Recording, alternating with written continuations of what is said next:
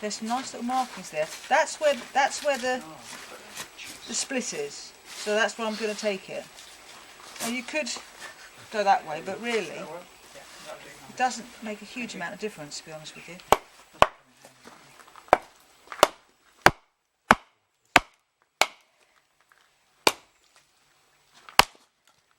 See what happens if you upset her? I wouldn't want to be on the wrong side, no. Yeah, I haven't got the strength I used to have, Graham, a couple of years ago. Oh, you're not looking bad on it. Just a feeble old thing now. Yeah, I know the feeling. Unable to. So that is if I split it again, then we're splitting radially, like a packet of Dairy Lee. You can split it like that, tangentially, and then split this in half, and take a spoon out of there, and take a spoon out of there.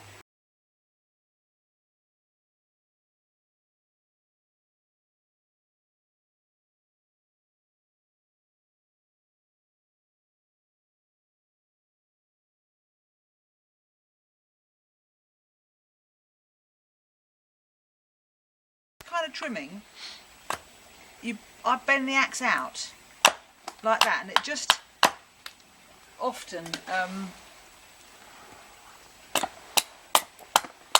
if the wood, sometimes the axe sticks in the wood and the whole thing kind of drags about a bit, but if you just twist your axe out a little bit, you get that. That's a nice little shape, That's a little Granspurs.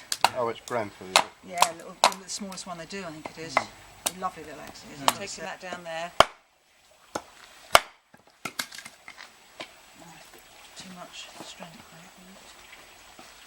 And then taking it down there. That. With most things that you do, that middle bit is the bit you want to get rid of. Yeah. It's a shame, 'cause there's a nice bit of colour in there. Yeah. But, you know. Yeah. Start off with making a sort of cubic spoon. So draw on there, and then work your way down around it so it's shaped like that. Then we'll worry about that profile later. I mean, you can do it the other way around, but that's just, you know, it's a method. You've got to have some sort of method. You can't just carve it in the round. If anybody's not very good at drawing. It's difficult to draw accurately on wood, but it's the most important bit you design. Let's face it, you know. But for all intents and purposes here, I'm just going to knock it out a quick spoon. So I'm not going to fret too much. I'm going to give it a straight handle, a nice long handle, maybe flare it out at the end a little bit like that. Give it a bit of shape, that sort of thing. And I'm going to have to redraw it 1,000 times, so I'm not going to fuss too much. There, we're going to make mark a line, and then here, about a centimetre above it, or ½ inch in old money. It's going to, this is a clever, very, very clever, and so worth doing. The times I don't do it and then chop the bowl off, because we're going to be chopping this way with the axe. And it's very easy to get it wrong and just knock that bottom part of the bowl off. So these cuts will prevent that happening. Right. Can be interesting. Yeah, it is marvellous looking. I'm left-handed, so you've got to think of the mirror image. Oh, thank you. Put my glasses on for this. Git. Yeah. Blooming annoying, isn't it? Oh, don't.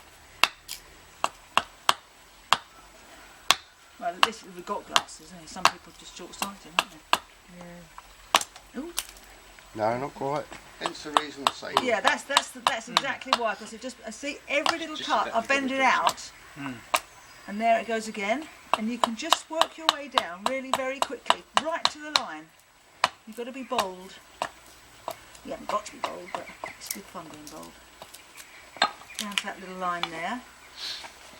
And then this all gives you a depth mark. Yeah, as well, and that doesn't it? yeah. So you're right on the line. Then the last little bit's just going to pop off, and that's that.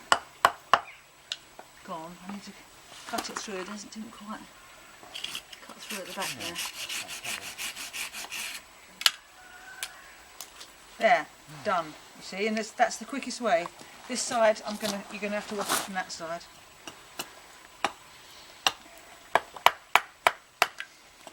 And these little things, once you've got these awkward cuts, you lift the whole thing up and just use the weight of the axe to tap down. And you can go very gingerly, you know. I put them off like that. Again, holding the axe close. Is that a bevel both sides axe there, Jill? Yeah, this is just a standard. It's not. They don't do left and right on this side. No. In this size, the sculptor's axe you can choose whether it's left or right, and then get the other side off like that. Just round there like that.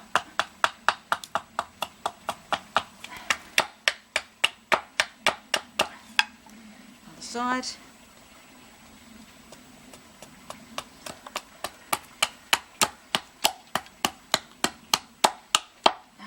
There you go. And I'm going to leave that little end because of any other. It protects it.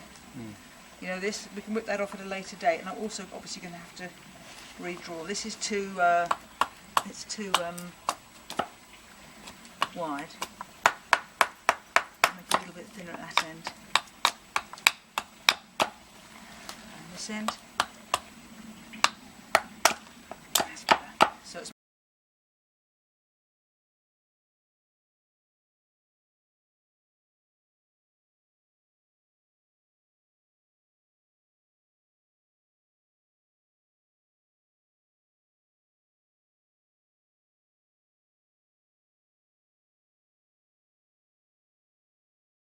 that, and I'm going to come up like that. I'm going to leave the bowl level, so I'm going to go for one like this, I think.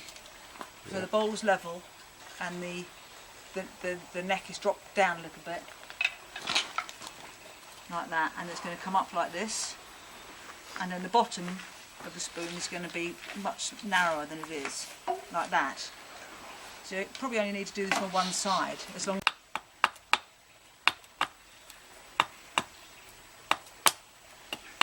There it goes. That gets come off. There, and then this piece we want to come from the centre of the bowl.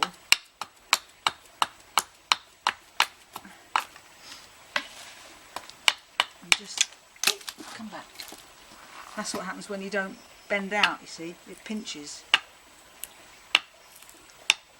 You can just splinter that wood off. Right down that line.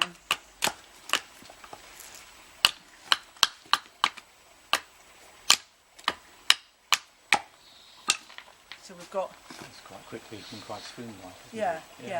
So you can do so much. And we just need to take a bit off, like a little curve going up to that point. Another way of doing the crank, if I may, is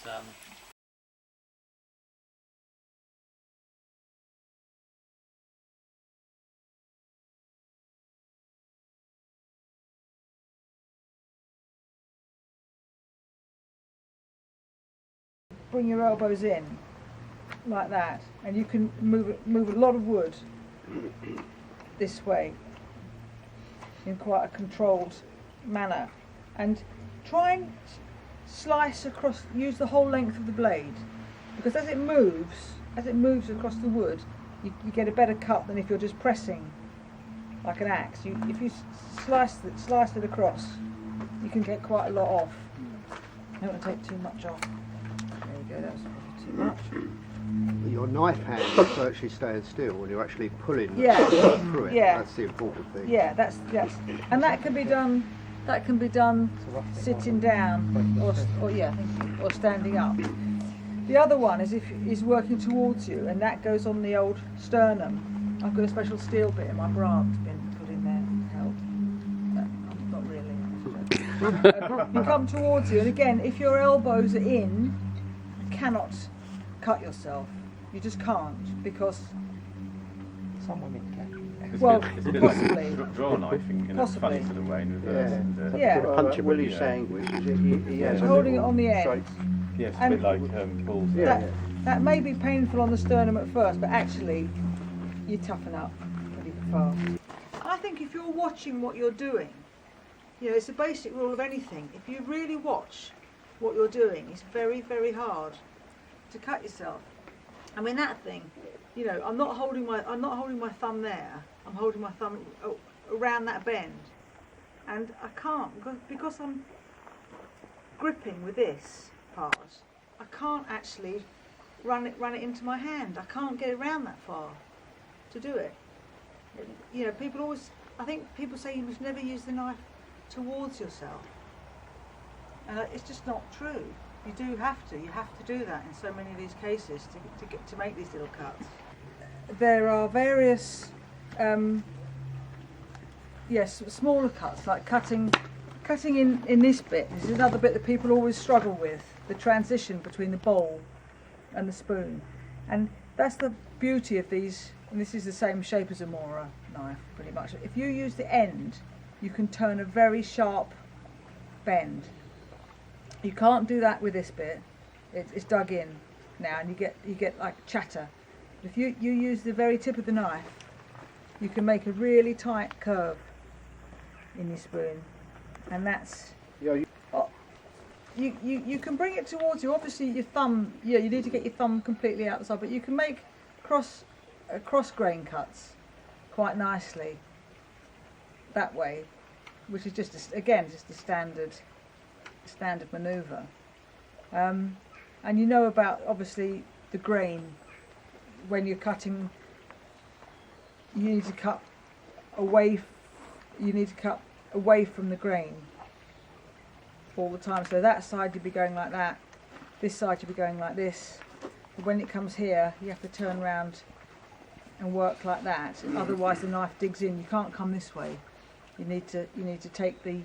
It's downhill, is it? Downhill. Yeah, downhill. Yeah, or Yeah. clock face is the other way, isn't it? Run it down this way.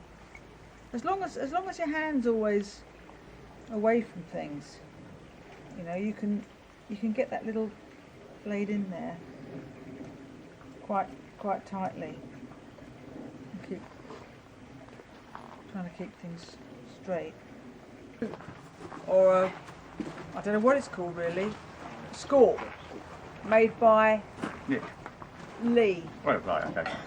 but in Nick's forge, Yeah. under Nick's tutelage. Yeah, they're good, aren't they? And I teach with these because they're ambidextrous and reasonably idiot-proof. Although the downside, I guess, is they're expensive and they're hard to sharpen if you don't know how to sharpen them. And really, I only ever need to strop it because it's that sharp.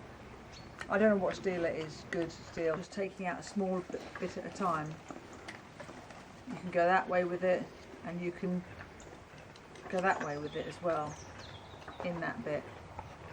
You could bring it towards you, like that.